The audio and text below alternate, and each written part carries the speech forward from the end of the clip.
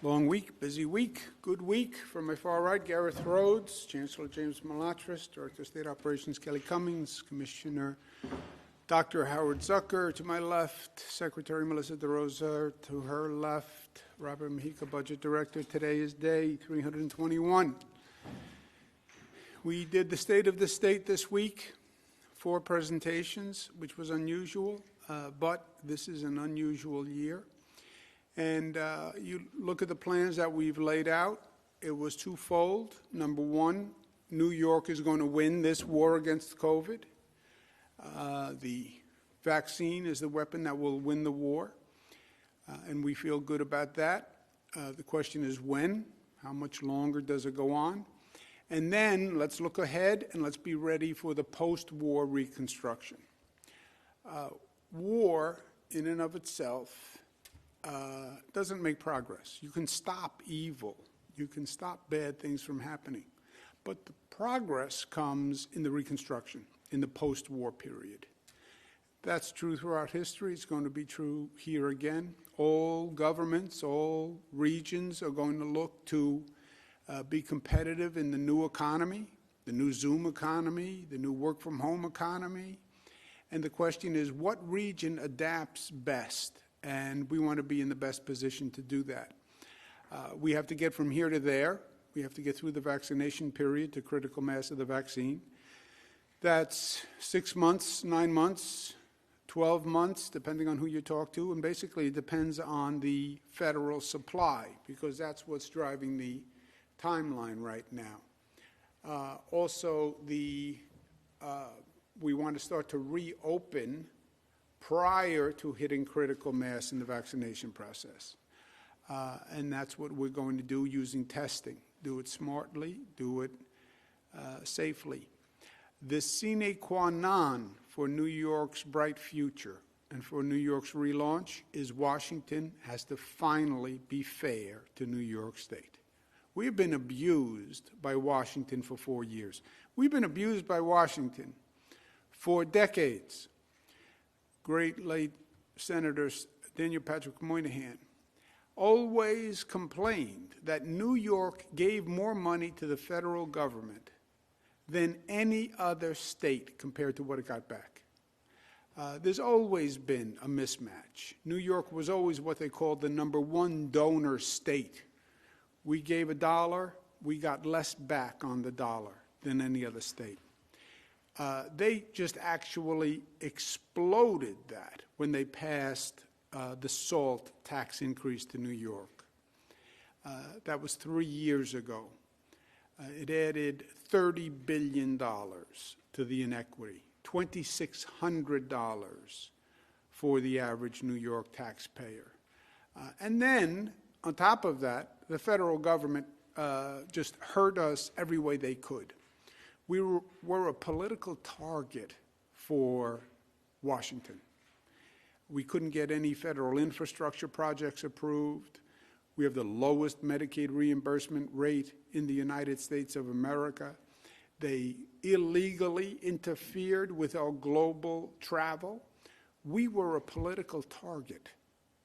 We were politically extorted by Washington. And now you have new leadership. And we expect the new leadership to right the wrongs. There's a reason why people seek to be in control of government. And once you're in control of government, you are responsible for the actions and the consequences. And the new majority in the House and the new president, we expect them to right the wrongs that were done to the state of New York. And where we want fairness, but we also demand fairness. We need $15 billion from the rescue plan as outlined by President-elect Joe Biden. And we're going to look for the Senate and the House members to actually deliver that. The $15 billion in the scope of things is a modest amount. New York paid a higher price for COVID than any other state. We paid a price because of the federal incompetence. Federal government never told us COVID was coming here from Europe. It came from months. federal government told us it was still in China. Either they lied to us or they were incompetent. $15 billion, that's half of the money they took over the past 3 years from SALT. I consider it theft of SALT money, and I consider this theft recovery from Washington. The numbers today, 6% statewide infection rate. We did 300,000 tests, 183 New Yorkers passed away. They're in our thoughts and prayers. Hospitalizations are net down 15, ICU is up 34, and intubations are up 6. When you look across the state, percent hospitalized, Finger Lakes is still number 1, down from where they were, but they are still number 1 in the state. It will change when that community decides it will change. That's when it will change.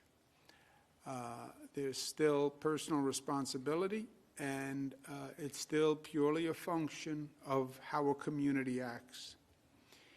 Positivity, Mohawk Valley is the highest at 8.66. New York City, the Bronx is the highest positivity now. Staten Island is relatively down, and that's good news. Staten Island was very high for a long time, and I think that's good news, and I think the community is understanding that their actions have consequences, and it's good to see that reduction. The post-holiday effect. We talked about what was going to happen and when it was going to happen through the holiday season, and much of the diagnosis came true. We said we were going to go into the holiday season, starting with Thanksgiving, and you were going to see the holiday season increase social activity. Activity increases, hospitalizations increase, infection rate increases. Celebrate smart, celebrate smart, celebrate smart. And I reminded New Yorkers every day, people let me know that it was a holiday season and they wanted to celebrate, but I kept saying anyway, I know, but celebrate smart, because we'll see an increase in the COVID transmission rate. And we saw an increase in the COVID transmission rate. This is the positivity. December 25th is Christmas. So Hanukkah, Christmas, Kwanzaa, we shot up like a rocket. Up until New Year's Eve, New Year's Day, and then it started to flatten. Why? Because the increase in the social activity started to flatten. And now we're starting to see a drop post New Year's Eve, New Year's Day. And that is good news. We'd rather not have seen the increase, but I believe the increase would have been worse if we weren't smart and disciplined during the holidays. But now we're starting to see a decrease, and that's good news. But that's also what we talked about. We talked about the actual transmission of the virus increasing through the period of social activity, which was really through New Year's Day, right? After New Year's Day, people start to go back to work or whatever is in the new normal. And you then start to see the positivity, the transference rate decreasing, and that's what we're seeing. What would have happened if we were more reckless during the holiday season? That number would have gone up even more. What would have happened if we were more careful, more cautious, more conservative during the holiday season? The spread would have been less. But we are where we are, and we deal with it. Vaccinations. The federal government started with priorities for vaccinations, and we adopted those priorities, as did most states. First priority was what they call 1A.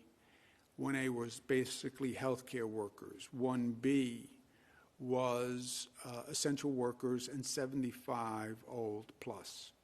That was the original federal guidance. We accepted it, other states accepted it, and it was almost universally accepted to make sense. You do the hospital workers first, then the essential workers, and then 75 plus. 75 plus, obviously, the older you are, the more you're at risk. Federal government then went from 75 down to 65. We followed that guidance. That added an additional 1.8 million people. So you're at a point now where we have a total population of 7 million New Yorkers who are eligible. There are only 15 million New Yorkers eligible to begin with, because the vaccine is 16 plus, right? So we're roughly half the population is now eligible. When you went from 1A to 1B to 65 plus to 75 plus, you opened it up to 7 million people. 7 million people, we're receiving 300,000 vaccinations per week. It takes you about 6 months to do 7 million people at 300,000 per week.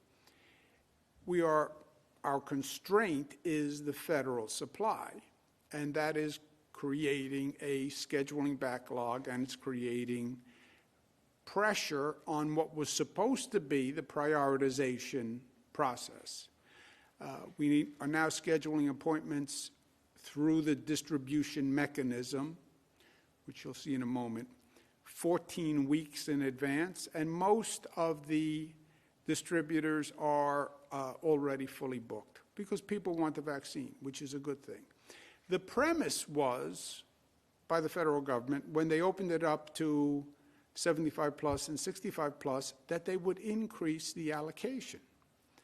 And the theory was, we'll increase the eligibility, but we'll increase the allocation. That hasn't happened. They increased the eligibility. They did not increase the supply. The Trump administration said they were going to expedite the second dosage, if you remember. And rather than holding back the second dose supply, they would send the second dose, and that would increase a state's supply. It turns out that that was not true. They had already sent out everything they had. So there was no increase in supply. And in the meantime, there was a dramatic increase in the eligibility. So now you increase the eligibility, you don't increase the supply, and now you have a very complicated situation. Not only did we not get more supply, we actually got less this week. We went from 300,000 dosages down to 250,000 dosages. So the eligibility opens up, the supply actually comes down. What they did was like opening the floodgates of eligibility, and you have a rush of 7 million people. I want the vaccine, I want it now, I was told I'm eligible, and that entire flood has to go through a syringe. All this volume, and it has to go through the point of a needle, literally and figuratively. That's the situation that the federal government created. Now, we have our distribution network up and expanding rapidly. We have about 5,000 pharmacies, about 194 hospitals. You have about 2,500 private doctor networks, city departments of health, county departments of health, 58, and then we have state mass vaccination sites, which are just very high volume vaccination sites.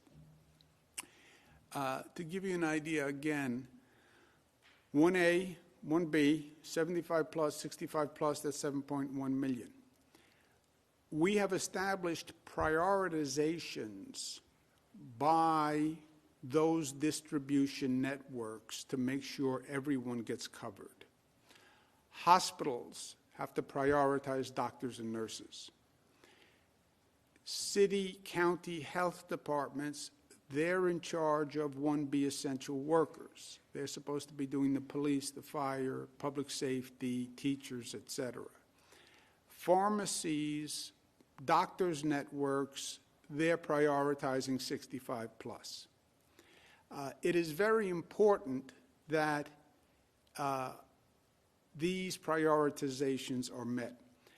We also are asking the public employees or private employees who are police, fire, teachers, public safety workers, transit workers, if you can self-administer or if you can just take an allocation and bring it to your provider, or if your EMS workers can do your fire department, your EMS workers can do your police department, please do that, because that relieves stress on the distribution system. And many unions have been very helpful with this. Many police departments have medics, medical professionals, and they are administering to their police. Fire departments, the same thing. Teachers, unions in some places have done the same thing, where the teachers union will take the allocation, go to a select provider, and that's a big benefit to all of us because it removes pressure on the distribution network. Overall, 74% of vaccine first doses are in arms. That's over the first 4 weeks of delivery, 74%, which, when you look at comparable states, that's a very good number. Obviously, our way in New York is we always want to do better. 827,000 total doses, 731 first doses, 96,000 second doses, because this is 2 dosages. You get the first dose, about 3 weeks later you get the second dose. Vaccination performance is uneven by region, and we study these numbers to see what we can learn. But you see quite a variance. Some of it is explainable, some of it isn't.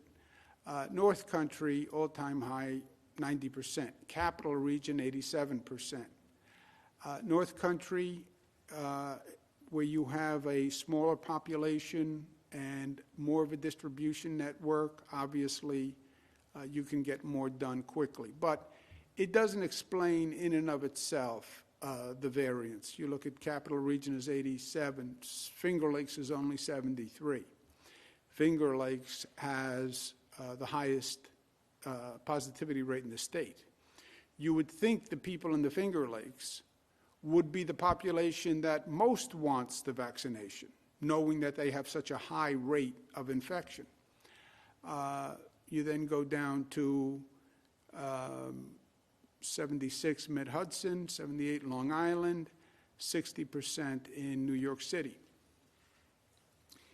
Not only is it uneven by region, it's uneven by provider. So Capital Region, week 1 to 3, you have some facilities that are 100%. In the Capital Region, 86% is considered a lower performing facility. Now, 86% is a lot higher than many facilities, but in the Capital Region, that's one of the lower percentages. Central New York, you have some at 100%, and then you have some at 23%, right? So how do you explain that? It's the same period of time. It is the degree of performance of the individual facilities. And that's what we want to point out. Finger Lakes, you have some at 100%. Rochester General, 85%. Strong is 100%. That's why they call it Strong. And then you have, on the lower performing, again, 62%. But that's the range in that region. And you see the differential among facilities in the region. Long Island, many are at 100%.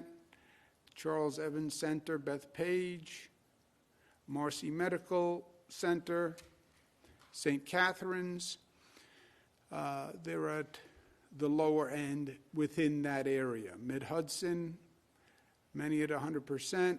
Kingston Family Health Center. And this is all going to be on the web afterwards. New York City, you go from 100% to 44%, 42%, 35, 33, 32, 29, 25, 19, 19, 18. That's obviously a major variance. North Country, which is so high, 100%, 96%, is a low performer in the North Country. Southern Tier, also you see a variation. But this is important to understand for all the individual facilities so they can do better. There are no, well, these are state numbers. There are no such thing as state numbers in this regard. These numbers come to us from the facilities themselves, and these are numbers that are submitted under penalty of perjury. So there's no discrepancy about the numbers.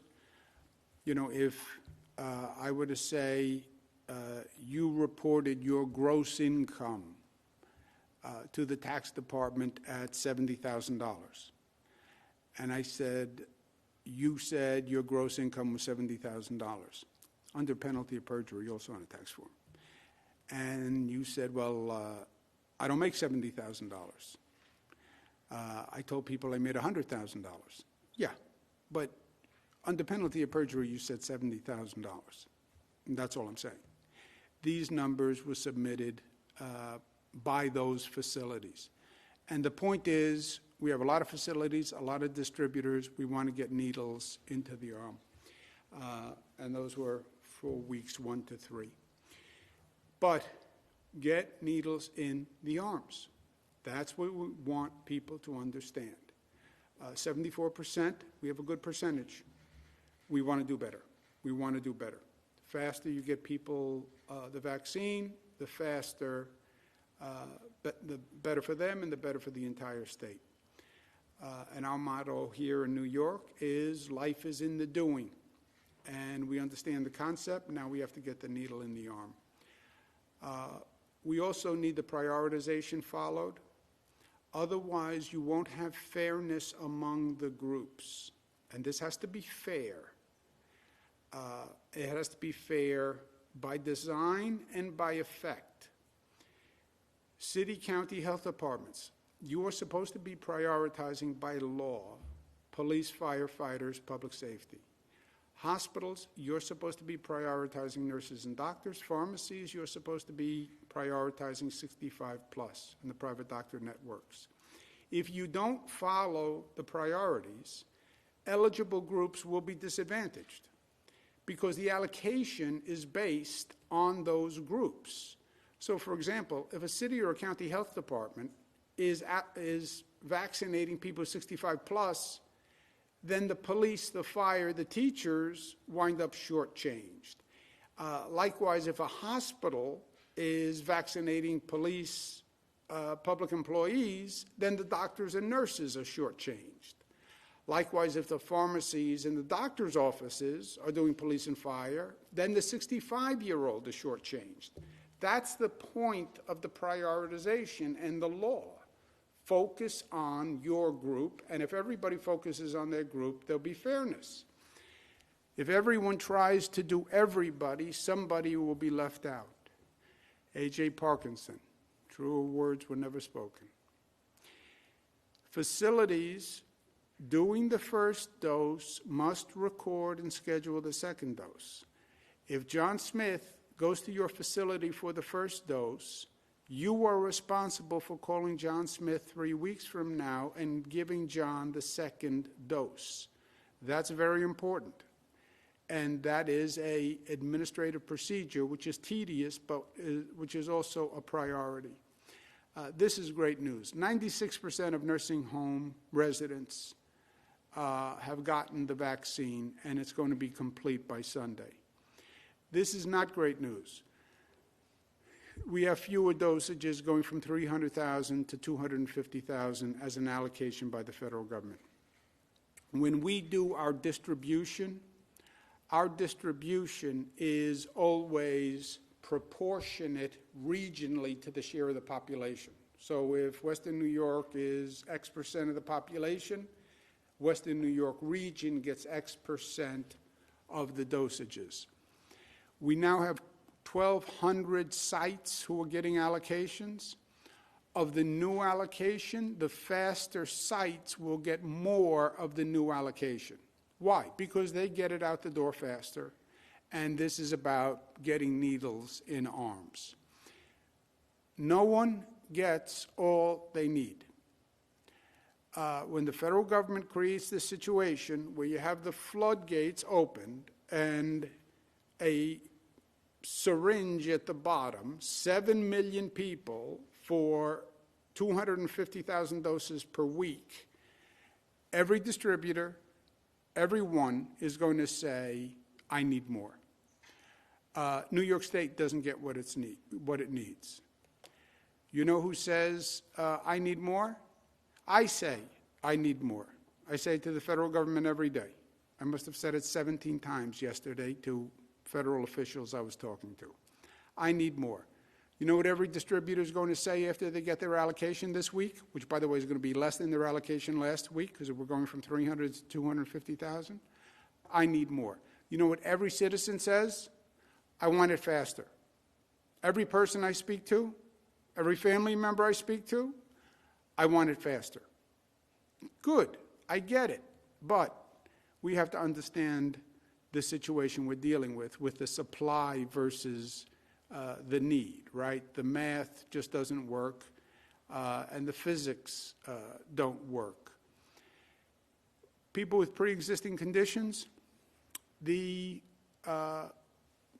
current CDC and the current federal government, which is going to be current for a number of days, right?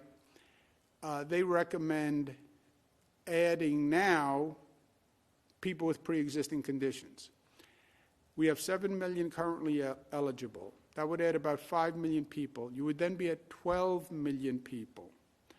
We only have 15 million people statewide. It would be easier to do the list of who's not eligible than who is eligible, because it would only be about 3 million people who were not eligible. You would then go from 7 to 12 and still only be receiving 250,000 allocation per week. It would take this confusion and compound it. I'm also very sympathetic and understanding of people who have the pre-existing conditions. There's then a discussion of how you define pre-existing conditions. Pre-existing conditions can go from heart disease to diabetes, to obesity, to smoking, to COPD. So we're talking to the federal officials, we're talking to the incoming federal administration, and we want to get more guidance, and we're looking at numbers on how we could define that category, and we're hoping that we get more federal allocation so we make any of this possible. One major point. Hospital capacity is still the red line, danger zone, shutdown mechanism in this entire situation. California is what we're afraid of. Italy is what we're afraid of. UK is what we're afraid of. You overwhelm the hospital system and you have to close down. That's the ultimate success or failure of the entire effort. It's binary. If the hospitals are overwhelmed, you close down, period, end of story. You close down, everyone closes down. Every restaurant, every office, we go right back to full shutdown. That is the worst-case scenario. What is hospital capacity? Hospital capacity is two factors: number of beds and number of staff. We increased the number of beds by 50% in this state. We're the only state to have done it. That's why we're still operating and we're not over capacity. The second component is staff. When you increase the beds in a hospital by 50%, you stretch the staffing ratio by necessity. You had a hospital that had 100 beds, and they were staffed for 100 beds. You then go to 150 beds, and you stretch the staffing capacity. The staff shortage is the issue that is going to overwhelm the hospitals. The hospitals are not saying we're running out of beds. The hospitals are saying we're running out of staff because the staff is getting sick. That's why healthcare workers were the priority. Because if you vaccinate the healthcare workers don't get sick, the hospitals stay open. If the hospitals stay open, it helps everyone. If the hospitals close, it hurts everyone. So it's not just help the healthcare workers for the sake of the healthcare workers, which I believe in, by the way. We celebrate our nurses and doctors. They're on the front line. They're in an emergency room today taking care of COVID people. I'm not. Even a 65-year-old is not. They're in the emergency room. Plus, selfishly, if they get sick and the hospital closes, then no one has a hospital to go to, which hurts everyone. Put on top of that this UK variant, which is frightening. One of the things that keeps me up at night. The other thing is a possible new mutation that is immune from the vaccine. Something else that keeps me up, some issues with some of my children, but that's different. We also have a new UK case in Nassau today, so we're up to 16 cases statewide, and this is all over the country.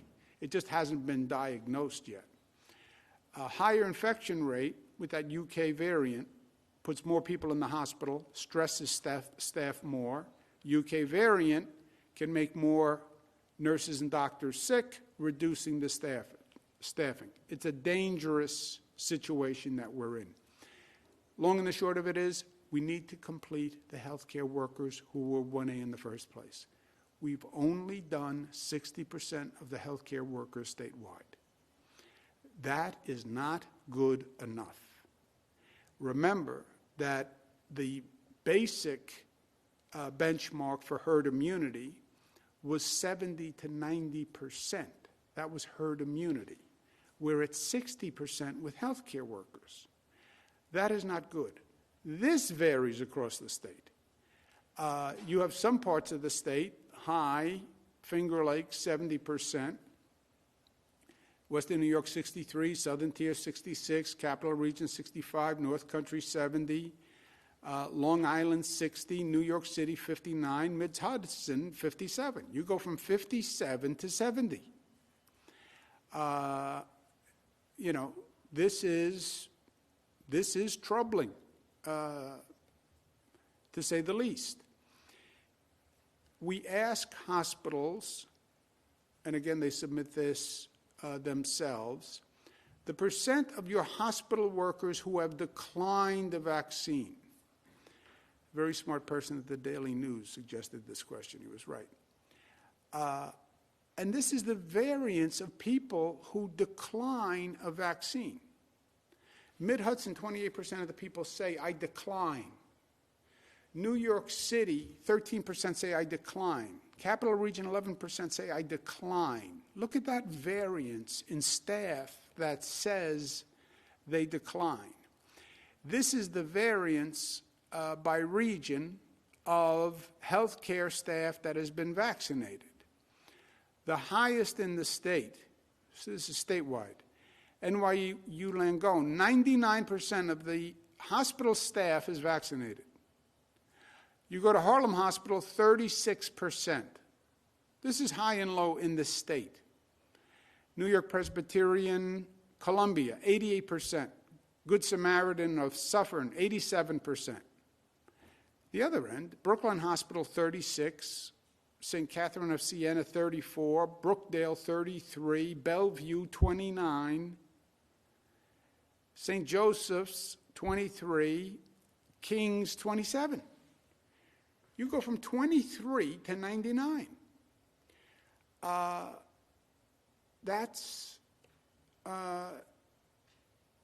is not, there is no explanation that we can find in these numbers besides the individual facilities' attention to this situation. Capital region, you go from 85 to 41. Central New York, 76 to 54. Finger Lakes, 80 to 50. Long Island, 81 to 34. Mid-Hudson, 87 to 42. Mohawk Valley, 67 to 37. New York City, 99 to 27. If you're not vaccinating the nurses and the doctors, then they will get sick. If they have the infection, they will be a super spreader. No one wants to go into a hospital and be vaccinated by a nurse who has COVID. You don't help people that way. So we have to do a better job when it comes to this. North Country, 78 to 50. Southern Tier, 86 to 23. Western New York, 83 to 40. The state is making special efforts on top of it, social equity in vaccination, and building trust in the vaccine for all racial, ethnic groups. We do hear anecdotally that some members of the black community are less accepting of the vaccine, and there's a lower acceptance rate. We anticipated that. We talked about it. I think it's two things. I think it's less access, and I also do believe there's more skepticism, lack of trust in the vaccine. I've had numerous conversations. We've been talking about this for weeks, and people say, you know, we're concerned. It was done by the federal administration. We don't have a lot of faith in the federal administration. There are historic reasons for lack of trust. If you went through the Tuskegee experiment, so to speak, from this federal government, you'd have lack of trust. I don't trust a lot of things that the previous administration did. That's the truth, and I'm not going to say otherwise. But this vaccine is different, and that's why we had the New York group then affirm what the federal government did. But there's no doubt that anecdotally we see a difference. If you look at some of those facility differences, why are some facilities 13 while other facilities are 90? I think, query, hypothesis, if you look at the makeup of the staff, you may be seeing variances. It doesn't explain the gross deviations, but it's a factor to consider. But in terms of social equity, the traditional distribution network doesn't reach healthcare deserts. That's why they're deserts. They're deserts because there is no rain. That's why a desert is a desert. A healthcare desert is a healthcare desert because it doesn't have traditional distribution. So we're supplementing that. We said from day one we would supplement that. That's public housing, churches, and community centers.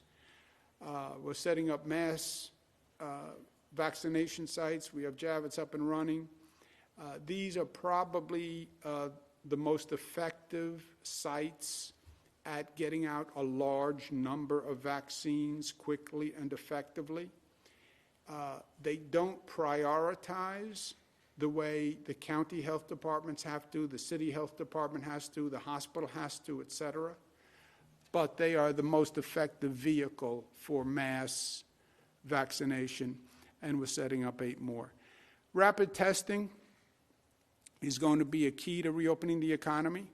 That's how you can measure. That's how you can use science. We're developing pop-up testing.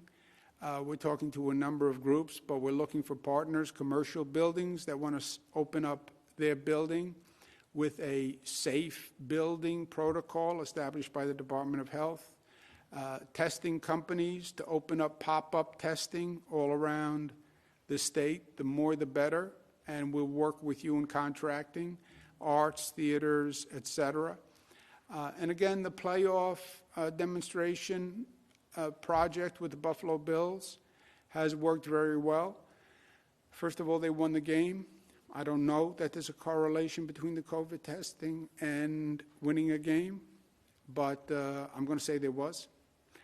But all the evidence so far says that that demonstration worked. So stay tuned, because we are New York tough and loving. Questions? Thank you, Governor. If you'd like to ask a question, please use the raise hand function at the bottom of your window. We'll take a brief moment to compile the Q&A roster. Governor, your first question comes from Andrew Siff at WNBC. Andrew, your line is now open. Please unmute your microphone. Governor, how are you? Good afternoon to everyone on the call. Today, Mayor de Blasio said that the city is going to run out of vaccine next week. And he implied that that would be at all the vaccine distribution sites in the city. What can be done between now and next week to prevent that from happening? And as a secondary concern, how worried should people be that they're going to get their first shot but won't be able to get their second shot because the vaccine won't be there? Okay, let me reverse the order, Andrew. One, you should not be worried about getting the first dosage and then you won't get the second dosage. As I just mentioned, and as we have told the distributors 986 times, as I told them myself on the webinar, as the law says, as the policy says, if the facility gives you the first vaccine, wherever you go for the first vaccine, they have to schedule you for your second dosage, and you go back to that same place for that second dosage. We will make sure, when we do a distribution, we make sure we have the second dose for whoever got the first dose. So Andrew Siff goes to Javits Center to get the first dose. 3 weeks later, you go back to Javits Center. They will have a second dose for you. Don't worry about that. On the second issue, the city running out of supply, they may be some places, I don't know exactly what the mayor was talking about, but some places are working through past supply. So if you look at, let's go to the, do me a favor, pull up the slide for New York City allocations. Many New York City facilities have allocation unused. When we talk about New York City, Andrew, the mayor runs the H&H hospitals and the Department of Health. I think there are 11 H&H hospitals and the Department of Health. You then have about 90 private hospitals. And then you have pharmacies, and then you have ambulatory centers, right? The mayor runs the Health and Hospitals Corporation, H&H, and the City Department of Health. So I think he's talking about that. The private hospitals run privately, and the pharmacies run privately. The New York City, those are the hospitals that by definition are going to have a backlog of unused inventory. And so New York City Department of Health distributed 33% of their allocation. That means they have 70%. So I'm assuming they're talking about working through the backlog. Next week, there will be additional allocations, but less, because the state gets less.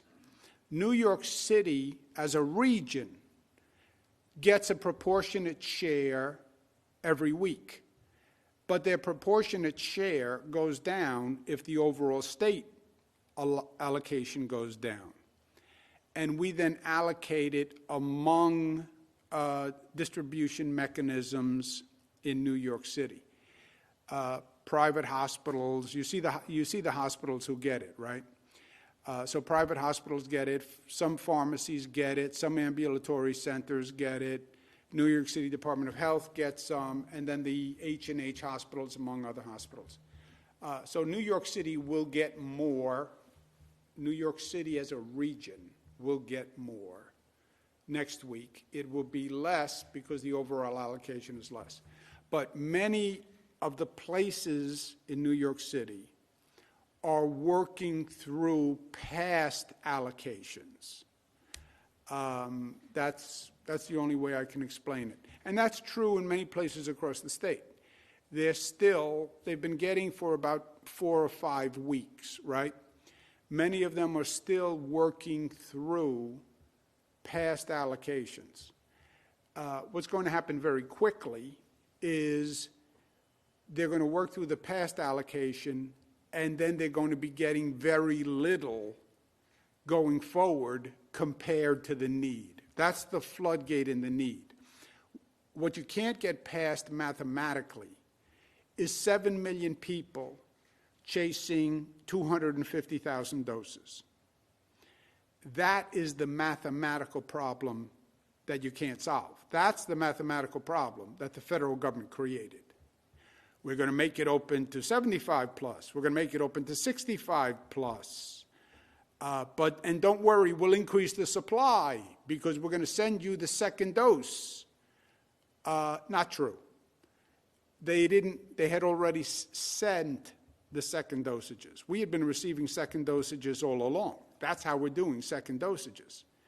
And for some inexplicable reason, not only did the 300 not go up, it went down to 250. Next question, operator. Do you want to add something, Melissa? Yeah, and just for clarity's sake, so when the governor says we're getting 250,000 for next week, that's 250,000 first dosages. So when you see the fluctuation of the incoming from the federal government, people who have already received their first shot should not be concerned that that impacts their second shot, because the second shot is in a separate allocation that isn't counted in the weekly incoming allocation that's set aside for that person. Your next question comes from Stacy Sager at WABC. Stacy, your line is open. Please unmute your microphone. Hi, Governor. Stacy Sager. We're looking into how this unpublished scheduling link was shared without authorization. We've been hearing from so many people at Stony Brook that thought they had appointments, people with pre-existing conditions who are elderly. They're very worried, and they want to hear from you on how this could happen. Yeah, well, first, Stacy, it's not the first time it happened, right? There's been similar cases. I was reading about a case in New York City today where somehow they put out a link or notification that there was going to be a vaccination site, and people swarmed to the site. But let me ask Melissa, who has more information than I do. Sure. So yesterday, late in the day, we became aware of the fact that there were unpublished links that were set to go live this morning for certain sites that had not been brought online yet, that and I don't want to speculate on what it is because it's since been referred to the Inspector General's office, so they'll do their review, but the hypothesis is either it was hacked or there was someone who leaked the link. And we understand the frustration if somebody got the link not knowing that there was devious intent behind how it got out. However, as the governor said, there's 7 million people vying for 250,000 shots, and the system to sign up has to be fair. And so we felt that it was important that we reset those appointments. And when they went online this morning to the public, everyone had the same fair shot at getting those appointments because, as we know, they're so incredibly limited. So there is an investigation ongoing. When the results of that investigation are complete, we will tell the public exactly what we know, but that's how we got here. And, you know, Stacy, it's going to be a bigger problem than that, unfortunately. When you have 7 million people and you have this kind of demand, and when you say it's a limited supply, you create a tension and an anxiety in and of itself. You're going to have fraud. You're going to have a black market. I've contacted the Attorney General's office and asked her, Attorney General Tish James, please watch out for possible fraud. You'll see people on the internet saying, I'll sell you the vaccine. Some of it will be fraudulent, but some vaccine along the way, some vials, these are tiny vials, right? A vial has 10, 11 doses in it. You'll see some vials stolen. I would wager it because they are valuable. So you're going to see hacking, fraud, theft. It's almost predictable, as ugly and as unfortunate as it is. Next question. Operator. Governor, you now have Zach Fink from New York 1. Zach, your line is open. Please unmute your microphone.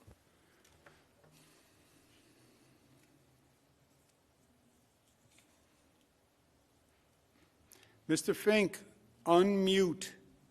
First time I ever had to tell you that.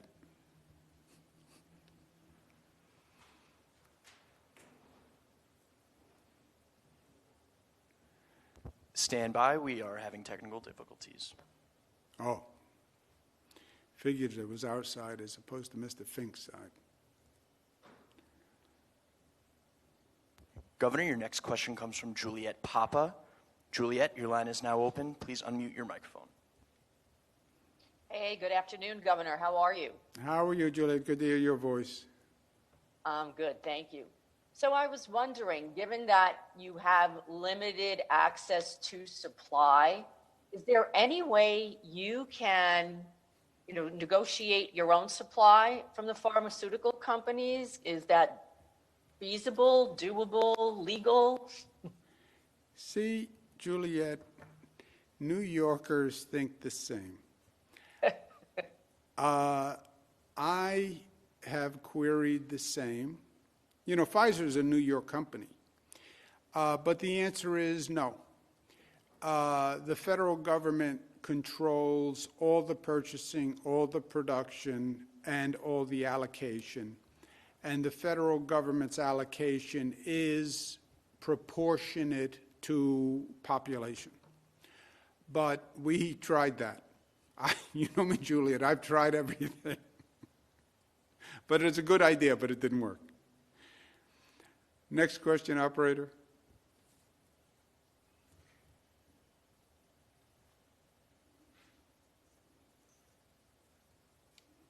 Governor, your next question comes from Bart Jones at Newsday. Bart, your line is now open. Please unmute your microphone. Hi, Governor. Could you just respond a little bit? There are a lot of complaints out there about the state website for signing up for the vaccinations. It seems to be quite a bit of turmoil. A lot of people are saying it's not really working very well.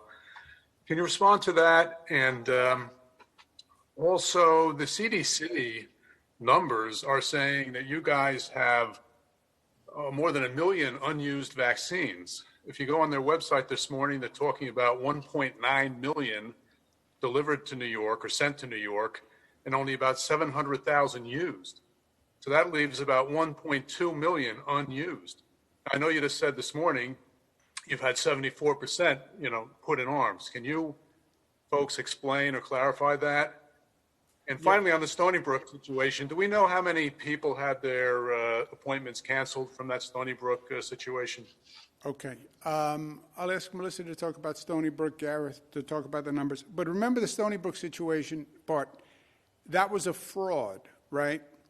There were people who, in New York City who showed up because there was some fraud that there was going to be a vaccination site. Consumers have to beware. People will offer to sell you the vaccine. People will say, come to my office, I'll give you the vaccine. People have to beware. That was just a fraud. On the CDC numbers, look, I take everything nowadays the CDC says recently with a grain of salt, but I'll ask Gareth to talk about that.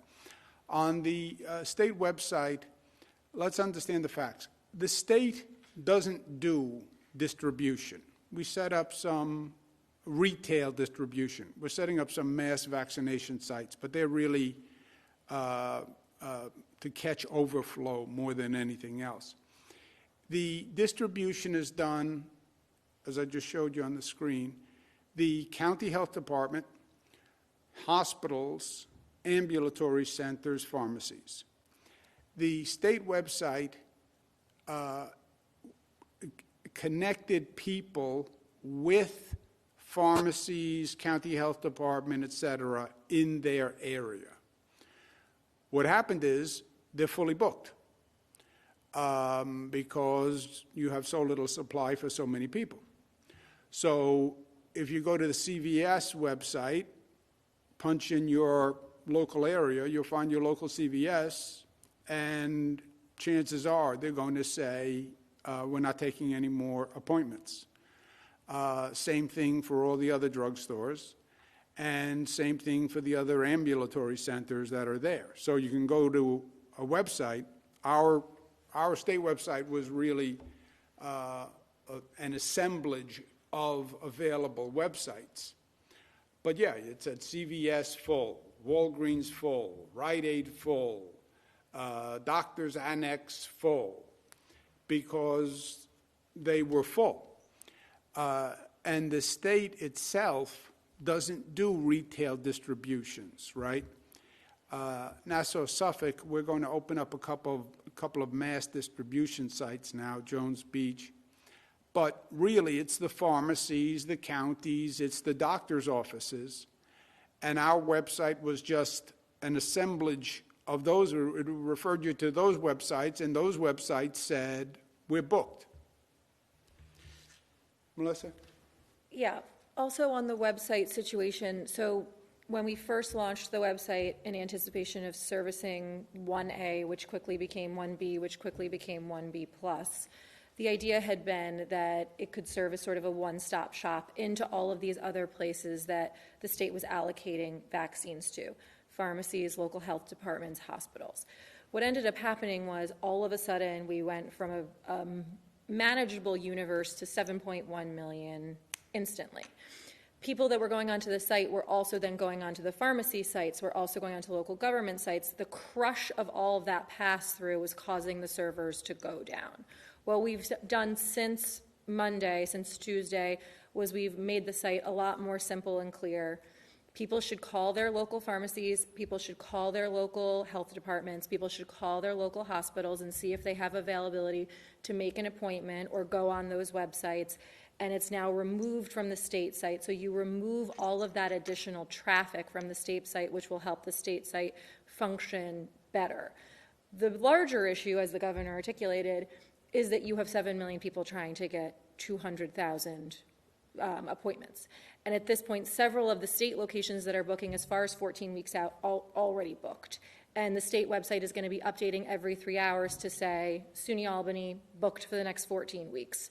Because I understand part of this is general frustration with people who are trying to get through on the site, who are trying to book appointments for family members, and it feels like you're banging your head against the wall. So we want to make sure the communication is as clear as it possibly can be, while we're also trying to deal with the issues of the general website and the influx of people who are very eager to get the vaccine. On the number of people at Stony Brook, it was approximately 20,000 people that had signed up for appointments through Stony Brook. And just to put that into context, Jones Beach, which is completely sold out, which went up online appropriately, which no one got appointments to early, had 55,200 appointments on the website, and those filled up like that in 2 days. So what happened with Stony Brook is you're basically saying half the capacity of Stony Brook would have been gone before any real member of the public who did not have this fraudulent link was able to sign up to begin with. And that was where the system was really unfair, and we needed to address that issue. Bart, just to stay with this for 1 second. We have about 1,000, we have over 1,000 distributors statewide. Pharmacies, county health department, hospitals, et cetera. 1,000, over 1,000. The state website is only a collector. Of those 1,000, state doesn't really operate any. We're starting some mass vaccination sites like Jones Beach, but there's only like 10 of them or something. Our website was the collector of the 1,000. So punch in your address and it'll tell you the distributors in your area. But when you then went to the distributors in your area, they were all booked. So it was frustrating. So we got out of the collector business, and we'll tell you who. It's pharmacies, doctors, hospitals, local health department. And then for the sites that we are running ourselves, how many are there now, Kelly? We have 5 operational right now. We are opening 8 additional statewide starting next week. And a week after that, we will be adding to it. We'll have a total of 20 state sites in every region of the state. So our 13 state-operated mass sites can be scheduled through the state site. Otherwise, people have to go to the county department, city health department, or the local pharmacies. Gareth, you want to speak about the numbers, CDC? Sure. There's no discrepancy here. The CDC number on its website is a global allocation number to New York. That is not necessarily what has been delivered to New York so far. It also includes the long-term care facility programs, which are federally run through the pharmacies. And in that is, once New York opts in, over the period of weeks that program runs, the full amount shows up as allocated, even though much of that has not been delivered yet and will only be closer to the date. New York, the numbers that we put up today, we put up every day. We are not putting in there the doses that are continuing to come in through this week. So we've received through week 1 through 4, 1.1 million doses. That's what's being distributed and put in people's arms right now. Of that 1.1, as the numbers were shown on the screen, 730,000 doses have been administered. And of the second doses, we receive exactly the same number of doses 3 weeks later for Pfizer and then 4 weeks later for Moderna. The 170,000 second doses have been delivered. But if you break this out if you take out the long-term care facilities program, which is a federally run program, New York's got about 844,000 doses delivered to date. Of that, 623,000 have been administered. That's 74%. So that was the number you saw on the slide. And you saw the regional breakdown of that as well. For example, closer to 60% in New York City. Outside of New York City, closer to 86%. It varies by region. But the administration numbers show that based on what we have on hand so far, New York is doing very well. Operator, let's take one more question. Governor, you now have Zach Fink from New York One. Zach, your line is open. Please unmute your microphone. Hey, Governor, I think we found a solution here, although I'm not going to be able to hear you. But I did want to ask, number one, we're hearing that the federal government's not being able to come through with this in terms of the supply. Is there a reason? I mean, is it federal incompetence? And I also wanted to get your reaction to the AG's lawsuit against the NYPD. Do you feel a federal monitor should be imposed on the department? Is that where we're at?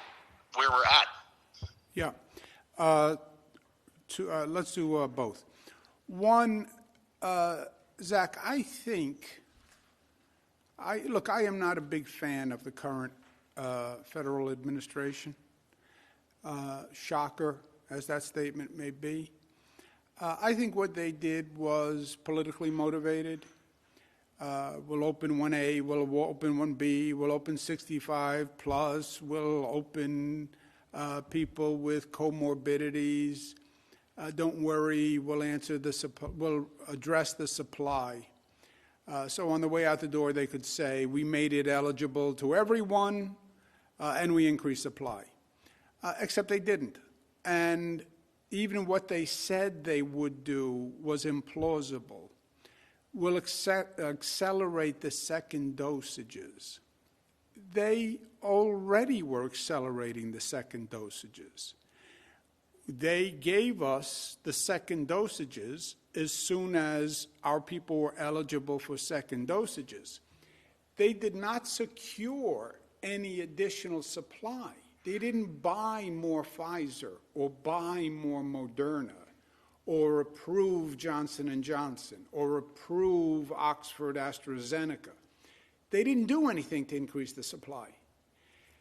They had the supply they had, and that was it. So I think it was all politics. We're going to open it up to everyone. Nobody should be treated differently. Forget the prioritization. We open it up to everyone. Pat me on the back. But there's no supply. And by the way, I leave next week. So that's where we are. On the Attorney General's investigation, the findings are very troubling and disturbing. As you know, I'm a former Attorney General. I dealt with many issues with the NYPD. I asked the Attorney General for the investigation after seeing the video of the protests and some of the actions and the uproar from many legal advocates in New York City. I applaud the Attorney General for the thoroughness of her action, and I applaud the Attorney General for her courage. You know, it's hard to speak truth to power. It's hard to speak truth to the NYPD. It's hard to speak truth to the mayor of the city of New York.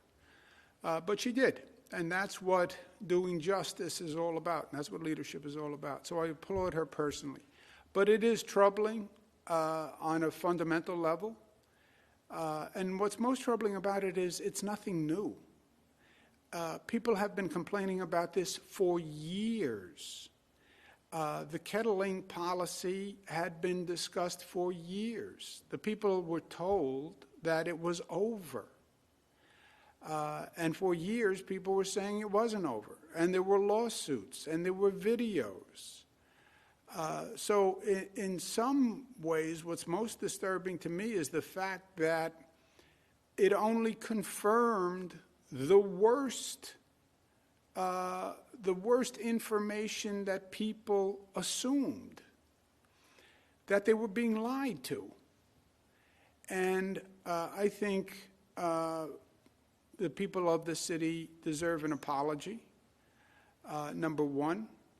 I think this is a very complicated, tense situation now that exists between the NYPD and the community.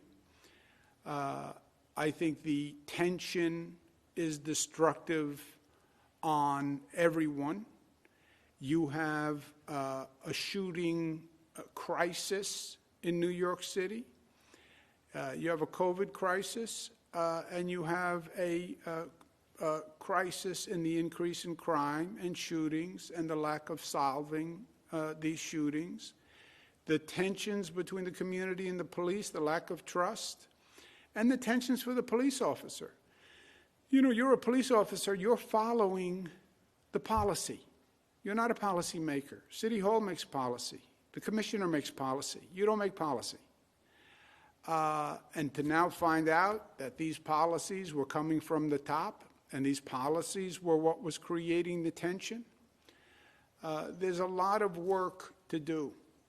But I think the people of the city deserve an apology. I think we have to work on now moving forward.